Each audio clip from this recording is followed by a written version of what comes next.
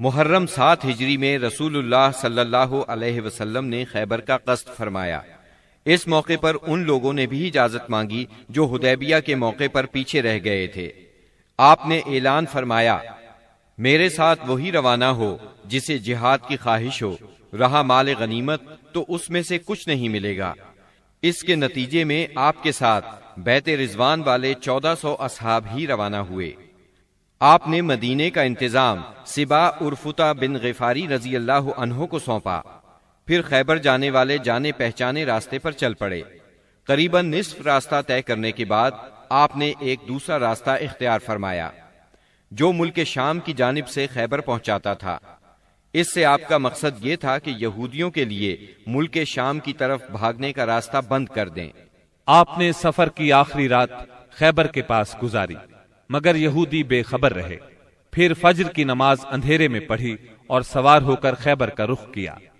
ادھر یہود بے خبری میں اپنے پھاوڑے اور ٹوکریاں وغیرہ لے کر اپنی زمینوں کی طرف نکلے۔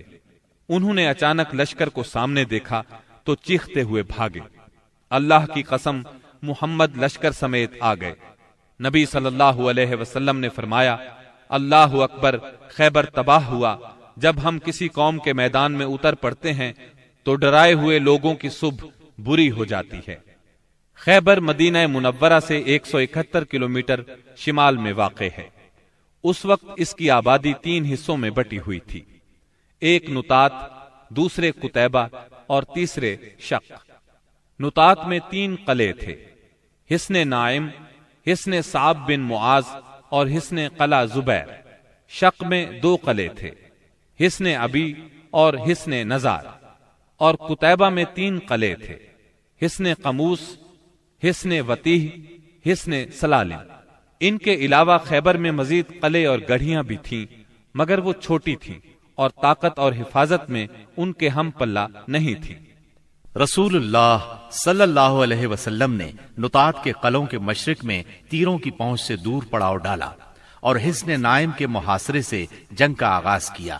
یہ بہت بلند، محفوظ اور مشکل چڑھائی والا قلعہ تھا اور یہود کی پہلی دفاعی لائن کی حیثیت رکھتا تھا۔ اسی میں ان کا شاہزور بہادر مرحب بھی تھا۔ یہ 1000 مردوں کے برابر مانا جاتا تھا۔ چند روز تک فریقین میں تیر اندازی ہوئی، پھر رسول اللہ صلی اللہ علیہ وسلم نے فتح کی بشارت دیتے ہوئے فرمایا، کل میں جھنڈا ایسے شخص کو دوں گا جو اللہ اور اس کے رسول صلی اللہ علیہ وسلم سے محبت رکھتا ہے اور جس سے اللہ اور اس کے رسول محبت کرتے ہیں۔ آپ کا یہ فرمان سن کر سب انصار اور مہاجرین نے اس آرزو میں رات گزاری کہ جھنڈا اسے دیا جائے۔ صبح ہوئی تو آپ نے فرمایا، علی کہاں ہیں؟ صحابہ کرام نے بتایا، ان کی آنکھ آئی ہوئی ہے۔ آپ نے انہیں بلا بھیجا، وہ لائے گئے۔ آپ نے ان کی آنکھوں میں لعاب دہن لگایا اور دعا فرمائی۔ وہ اسی وقت شفا یاب ہو گئے، گویا انہیں کوئی تکلیف تھی ہی نہیں۔ پھر انہیں جھنڈا دیا اور فرمایا، جنگ سے پہلے انہیں اسلام کی دعوت دو۔ ادھر یہود نے اپنی عورتیں اور بچے شق کے قلعے میں بھیج دیے تھے اور اس صبح طے کیا تھا کہ کھلے میدان میں جنگ کریں گے۔ چنانچہ جب سیدنا علی رضی اللہ عنہ ان کے پاس پہنچے تو انہیں جنگ کے لیے تیار پایا۔ آپ نے انہیں اسلام کی دعوت دی، انہوں نے صاف انکار کر دیا۔ مرحب نے فخر اور غرور سے تلوار لہرائی اور دعوت مبارزت دی، یعنی اپنے مقابلے میں کسی کو بھی آنے کے لیے للکارا۔ اس نے یہ شعر پڑھا، قد علمت خیبر انی مرحب، شاک السلاح بطل مجرب، اذا الحروب اقبلت تلہب۔ یعنی خیبر جانتا ہے کہ میں مرحب ہوں، ہتھیار پوش، بہادر اور تجربہ کار، جب جنگ و پیکار شعلہ زن ہو۔ اس کے مقابلے میں سیدنا عامر بن اقوا رضی اللہ عنہ نمودار ہوئے۔ وہ کہہ رہے تھے، قد علمت خیبر انی عامر، شاک السلاح بطل مغامر۔ یعنی خیبر جانتا ہے میں عامر ہوں، ہتھیار پوش، شہزور اور جنگجو۔ پھر دونوں نے ایک دوسرے پر وار کیا۔ مرحب کی تلوار سیدنا عامر کی ڈھال میں پھنس گئی۔ انہوں نے چاہا کہ اپنی تلوار اس کی پنڈلی پر ماریں، لیکن ان کی تلوار چھوٹی تھی، اس کی پنڈلی تک پہنچنے کی بجائے پلٹ کر خود ان کے گھٹنے میں آ لگی۔ بعد میں انہوں نے اسی چوٹ سے انتقال کیا۔ نبی صلی اللہ علیہ وسلم نے سیدنا عامر کے بارے میں فرمایا، ان کے لیے دگنا اجر ہے، وہ بڑے جانباز مجاہد تھے، کم ہی ان جیسا کوئی عرب روئے زمین پر چلا ہوگا۔ سیدنا عامر رضی اللہ عنہ کے زخمی ہو جانے پر سیدنا علی رضی اللہ عنہ مرحب کے مقابلے پر آئے۔ آپ یہ شعر پڑھ رہے تھے، انا الذی سمتنی امی حیدرا کلیس غابات کریہ المنظرا اوفیہمی بالصاع کیل السندرا، یعنی میں وہ شخص ہوں کہ میری ماں نے میرا نام حیدر یعنی شیر رکھا ہے، جنگل کے شیر کی طرح خوفناک، میں انہیں سا کے بدلے نیزے کی ناپ پوری کروں گا۔ اس کے بعد مرحب کے سر پر تلوار کا ایسا وار کیا کہ وہ وہیں ڈھیر ہو گیا۔ اس کے بعد مرحب کے بھائی یاسر نے نکل کر مقابلے کی دعوت دی۔ اس کے مقابلے میں سیدنا زبیر بن عوام نکلے اور اسے اس کے بھائی کے پاس پہنچا دیا۔ پھر گھمسان کی لڑائی چھڑ گئی، بہت سے یہودی مارے گئے، جس سے ان کے حوصلے پست ہو گئے اور وہ اپنے مورچے چھوڑ کر بھاگ نکلے۔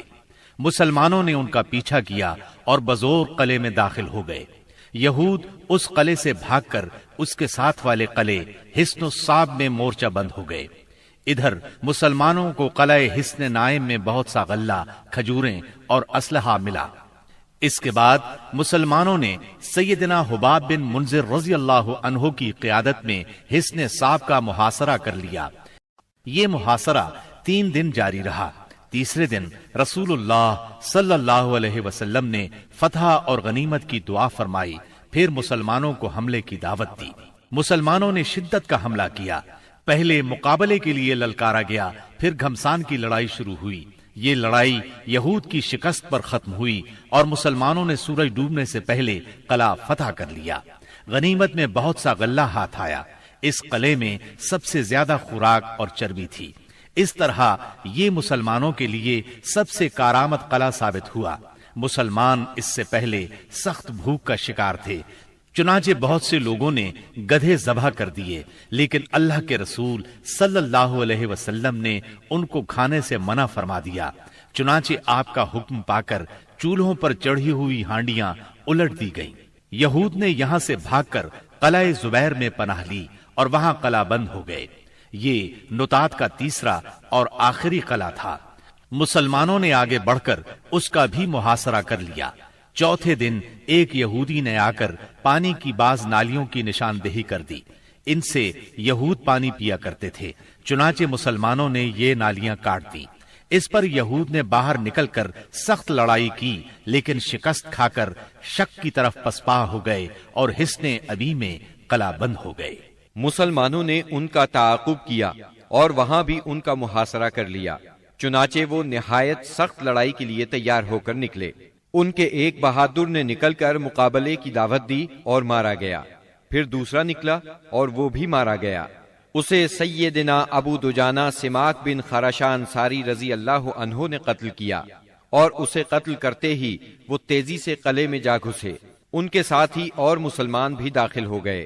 کچھ دیر تک قلعے کے اندر لڑائی جاری رہی، پھر یہود نے راہ فرار اختیار کی اور اس علاقے کے سب سے آخری قلعے حصن نزار میں قلعہ بند ہو گئے۔ مسلمانوں کو حصن ابی سے بہت سا مال غنیمت ہاتھ آیا۔ مسلمان اب حصن نزار کی طرف بڑھے اور اس کا محاصرہ کر لیا۔ یہ قلعہ پہاڑ کی چوٹی پر تھا اور وہاں پہنچنے کی کوئی صورت نہیں تھی۔ یہودیوں نے یہاں اپنی حفاظت کا زبردست انتظام کر رکھا تھا۔ انہیں یقین تھا کہ اس قلعے میں مسلمان داخل نہیں ہو سکیں گے، اس لیے انہوں نے اس قلعے میں عورتوں اور بچوں سمیت قیام کیا۔ تیر اور پتھر برسا کر سخت جوابی کارروائی کی۔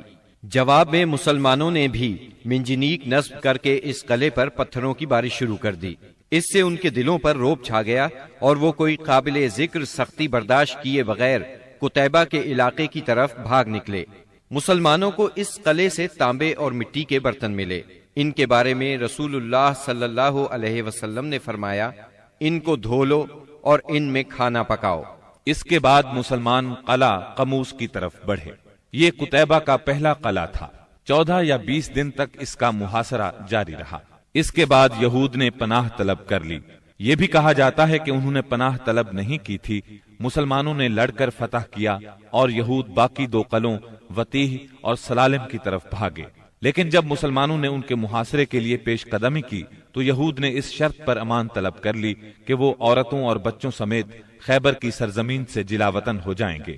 رسول اللہ صلی اللہ علیہ وسلم نے یہ شرط مان لی اور آپ نے یہ بھی اجازت دی کہ سونے، چاندی، گھوڑے اور ہتھیاروں کے علاوہ وہ اپنی سواریوں پر جو کچھ اور جتنا کچھ لاد سکتے ہیں لے جائیں، اور اگر کچھ چھپایا تو ذمہ ختم سمجھا جائے گا۔ اس کے بعد انہوں نے باقی 3 قلعے مسلمانوں کے حوالے کر دیے۔ مسلمانوں کو 100 زرہیں، 400 تلواریں، 1000 نیزے اور 500 عربی کمانیں ہاتھ آئیں۔ ان چیزوں کے علاوہ تورات کے کچھ صحیفے بھی ملے، لیکن یہ مانگنے والوں کو واپس دے دیے گئے۔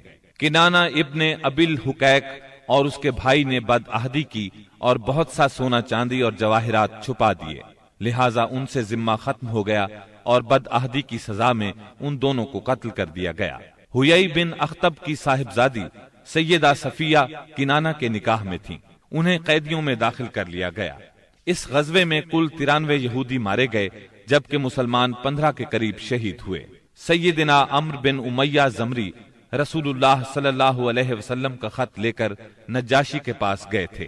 جب وہ حبشہ کے مہاجرین کو ساتھ لے کر واپس ہوئے تو ان میں سے ایک جماعت نے خیبر کا رخ کیا، جس میں سیدنا ابو موسیٰ اشعری اور جعفر بن ابی طالب رضی اللہ عنہما بھی تھے۔ یہ لوگ رسول اللہ صلی اللہ علیہ وسلم کے پاس پہنچے تو خیبر فتح ہو چکا تھا، لیکن ابھی مال غنیمت تقسیم نہیں ہوا تھا۔ نبی کریم صلی اللہ علیہ وسلم نے سیدنا جعفر رضی اللہ عنہ کو بوسہ دیا اور فرمایا، اللہ کی قسم میں نہیں جانتا کہ مجھے کس بات کی زیادہ خوشی ہے، خیبر کی فتح کی یا جعفر کی آمد کی۔ پھر جب مال تقسیم فرمایا تو انہیں بھی مال غنیمت میں سے حصہ دیا۔ سیدہ صفیہ بنت حیی بن اخطب کو جب قیدیوں میں شامل کیا گیا تو انہیں رسول اللہ صلی اللہ علیہ وسلم کی اجازت سے دحیہ بن خلیفہ کلبی رضی اللہ عنہ نے لے لیا، لیکن صحابہ کرام نے آ کر عرض کیا، اے اللہ کے رسول صلی اللہ علیہ وسلم، صفیہ صرف آپ کے شایان شان ہیں، وہ بنو قریظہ اور بنو نذیر کی سردار ہیں۔ اس پر رسول اللہ صلی اللہ علیہ وسلم نے انہیں بلایا اور اسلام کی دعوت دی۔ انہوں نے اسلام قبول کیا۔ اس پر آپ نے انہیں آزاد کر دیا، انہیں نکاح کی پیشکش کی۔ ان کے منظور کرنے پر آپ نے ان سے شادی کر لی اور ان کی آزادی ہی کو ان کا مہر قرار دیا اور انہیں عورتوں کے حوالے کر دیا۔ جب خیبر اور وادی القریٰ فتح ہو گئے، فدق اور تیماء کے باشندوں نے اطاعت قبول کر لی تو آپ نے مدینہ واپسی کی راہ اختیار فرمائی۔